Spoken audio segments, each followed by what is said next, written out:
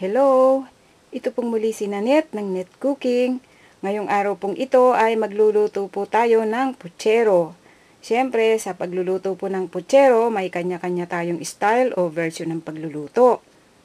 Kaya lang ako, ito po yung nakagisnan ko o natutuhan ko sa mother ko nung maliit pa ako. Kaya ito yung lagi kong ginagawa sa pagluluto po ng putsero. Ito po ang ating mga kakailanganin.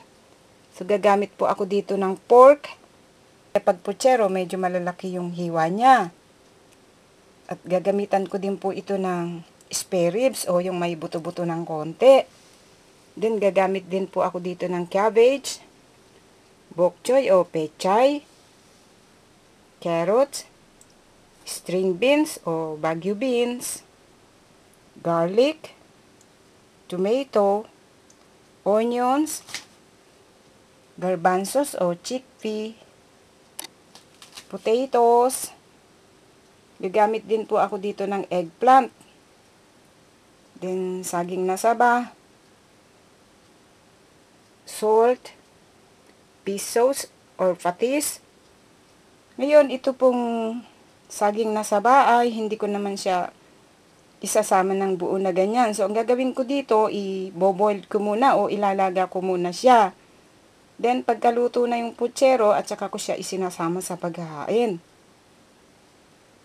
Then, itong eggplant naman, ginagawa ko ito, i-boil ko muna, then, hihiwain natin ng maliliit-liit, lalagyan ng vinegar, salt, and then, minced garlic. Then, ito yung gagawin nating dipping o sausawan. Okay, mag-i-start na po tayo ngayon sa pagluluto natin sa ating putsero. Then ngayon po, ang first step o unang gagawin natin ay mayroon tayo ditong cooking pot o lutuan. Then lalagay po natin dito yung ating pork. Lalagyan po natin siya ng salt. Then, nakalimutan ko po palang sabihin kanina, gagamit pala tayo ng corn pepper at saka bay leaf. Then, ang gagawin natin dito, lalagyan po natin ng water.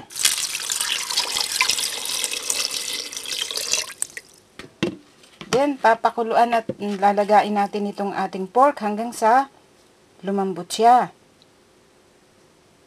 Okay, maghihintay po tayo hanggang sa lumambot yung ating pork. Yan po ang susunod nating gagawin. Maglalagay tayo ng bali 1 tablespoon na cooking oil dito sa ating kawali. Igigisa po natin yung ating bawang. Lalagay natin itong ating garlic.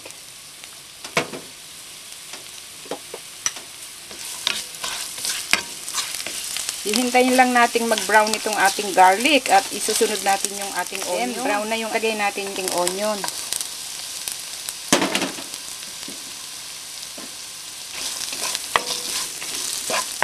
Ating tomato.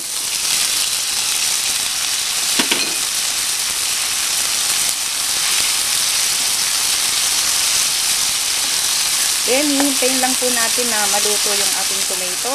Then, okay na po itong ating tomato. So, lalagay natin itong pork na nilaga natin kanina. Isotin natin.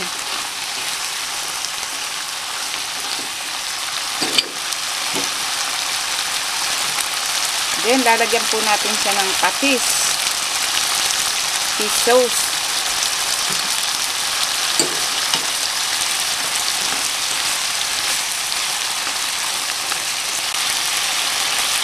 Lagay din po natin itong ating garbanzo.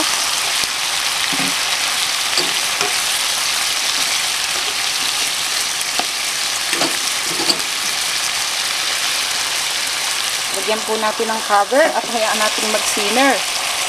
Hayaan natin mag-simmer para yung lasa ng patis sumamang mabuti doon sa ating niluluto. So, ngayon, check po natin siya. So, ayan. Ang gagawin natin ngayon, so, itatransfer ko ulit siya dito. Kasi dito ko ilalagay yung mga gulay. Ayun na, i-transfer ko na siya dito sa cooking pot o sa malaking lutuan. So, yung soup na pinaglagaan, ibabalik ko. Ibabalik natin siya dito. Ngayon, isasama po natin yung mga vegetables na ilalagay natin tulad nitong carrot kasi medyo matagal siyang lumambot. So, i-add natin itong ating carrot saka itong potatoes. Then, pababayaan natin siyang lumambot. Saka natin i-add yung mga iba pang gulay tulad ng cabbage at saka noong pechay. Then, check po natin ngayon yung potatoes at saka yung carrots. So, ayan. So, malapit na siyang lumambot. So, medyo half cook na siya. Ang gagawin natin, add naman natin yung ating string beans. Lagay na rin natin itong ating pechay.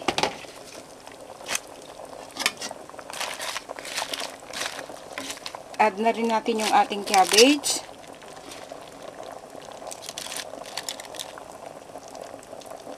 Then, cover natin at hintayin natin mag-simmer pa siya. Okay. Check po natin yung ating mga vegetables kung okay na siya. So, palagay ko okay na to. So, ang gagawin natin, turn off na po natin yung heat.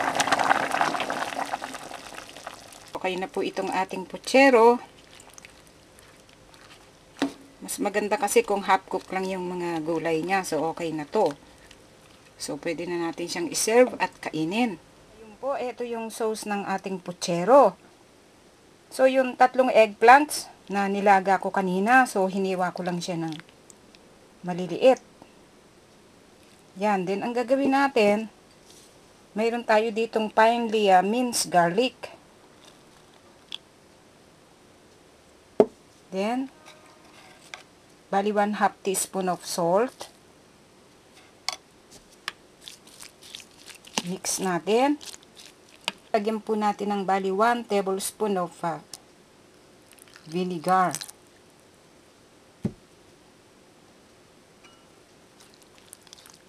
Then, ito po yung pwede nating maging sauce o sausawan ng ating puchero. Then, ito po ngayon yung kinalabasan sa pagkakaluto natin sa ating puchero. Ito yung sauce niya, yung nilagang eggplants. Then, ito rin yung na-boiled ko na saging na saba. So, nilalagay ko lang siya pagka every time na isa-serve ko siya. Binabalatan. Then, i-cut nyo lang for 2. Then, ilagay natin before nating iserve. Sana po nagustuhan nyo ang pagkakaluto natin sa reseping ito. Marami pong salamat. Ito pong muli si Nanette ng Net Cooking. Thanks po. Bye!